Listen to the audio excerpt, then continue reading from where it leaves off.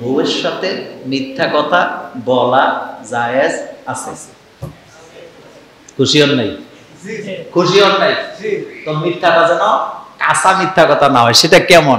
আপনার স্ত্রী বেশি টাকার জিনিস ছাড়া পছন্দ করে না, কিন্তু আপনার তৌফিক নেই। কিনছেন 300 টাকা দিয়া, কিন্তু 300 টাকা বললে তার নাক কি উঠবে না, এই জন্য আপনি বলবেন 600 দিয়ে আনছি, কত গুনাহ হবে না। কি হবে না?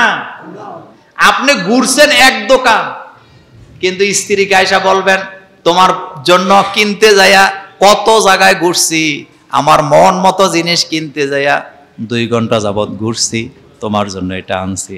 গুনাহ হবে না। স্ত্রীকে খুশি করার জন্য এই জায়গায় মিথ্যা কথা বলা যায়, তার কারণ এই মিথ্যা কথা বলার দ্বারা কারো কোনো ক্ষতি নাই। 5 জায়গায় মিথ্যা বলা যায়।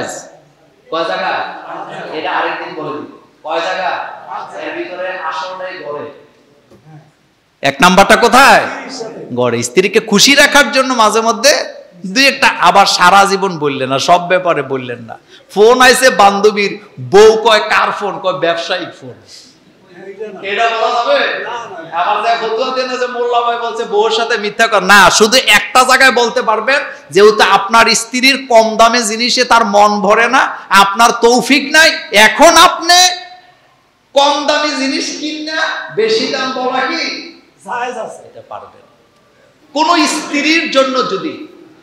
স্ত্রীর জন্য যদি তার স্বামী একটা জামা আনে, তার স্ত্রীর জন্য যদি একটা কি আনে, শাড়ি আনে, জামা আনে, কাপড় আনে, যেটাই শখ করে আনুক, স্ত্রীর একটা দায়িত্ব আছে। সেই দায়িত্বটা কি?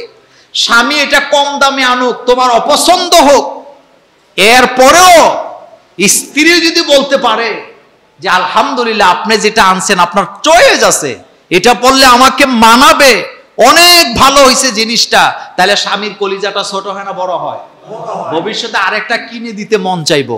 কিন্তু যেই নারীরা নাক ছিটকায়, এইটা কি আনছো, এটা নিয়ে তোমার পছন্দ, দিছে তোমারে ঠকাইয়া, দিছে তোমারে বাস দিয়া, তাহলে এই স্বামী ভবিষ্যতে স্ত্রীর আর কিছু দিবে না? সম্ভাবনা আছে?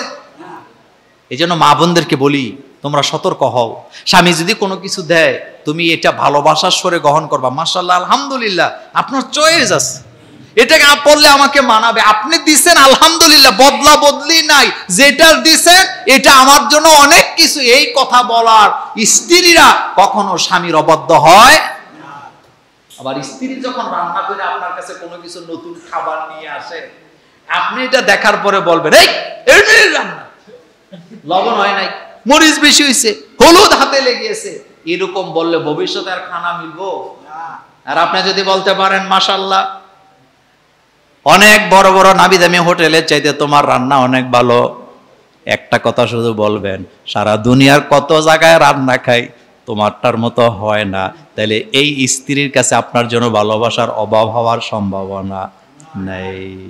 শুধু এই কথাটা বলবেন যে খাই তো সব জায়গায়, কিন্তু তোমারটার মতো অনেক জায়গায় ভালো ভালো রান্না খাই, কিন্তু তোমারটা আলাদা স্পেশাল।